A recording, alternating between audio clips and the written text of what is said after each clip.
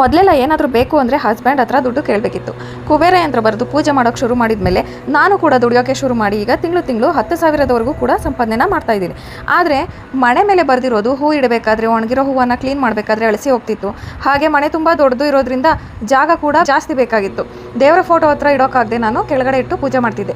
ಈಗ ಮೀಶೋಯಿಂದ ಕುಬೇರ ಯಂತ್ರ ಹಾಗೆ ಕುಬೇರ ರಂಗೋಲಿ ಇರುವಂಥ ಮಣೆಯನ್ನು ನಾನು ತರಿಸಿದೆ. ಇದು ತುಂಬ ಚಿಕ್ಕದಾಗಿ ಕ್ಯೂಟ್ ಆಗಿದೆ, ಜಾಗ ಕೂಡ ಉಳಿತಾಯ ಆಗುತ್ತೆ. ಈಗ ನಾನು ದೇವರ ಫೋಟೋ ಹತ್ರನೇ ಇಟ್ಟು ಪೂಜೆ ಮಾಡ್ತಾ ಇದ್ದೀನಿ. ತುಂಬ ಖುಷಿ ಆಯಿತು. ಕ್ವಾಲಿಟಿ ಕೂಡ ತುಂಬಾ ಚೆನ್ನಾಗಿದೆ. ನಿಮಗೂ ಕೂಡ ಬೇಕು ಅಂದರೆ ಈಗಲೇ ಲಿಂಕ್ ಅಂತ ಕಮೆಂಟ್ ಮಾಡಿ. ಹಾಗೆ ನನ್ನ ಲಿಂಕಿಂದ ತೊಗೊಂಡ್ರೆ ಆಫರ್ ಕೂಡ ಸಿಗುತ್ತೆ, ಡಿಸ್ಕೌಂಟ್ ಸಿಗುತ್ತೆ. ನಾನು ಕಳಿಸಿರೋ ಲಿಂಕ್ ಬಿಟ್ಟು ಬೇರೆ ತೊಗೊಂಡ್ರೆ ನೀವು ಅದರಲ್ಲಿ ಆಫರ್ ಸಿಗೋದಿಲ್ಲ, ಹಾಗೆ ಅದರ ಕ್ವಾಲಿಟಿ ಹೇಗಿದೆ ಅಂತಲೂ ಗೊತ್ತಿರೋದಿಲ್ಲ.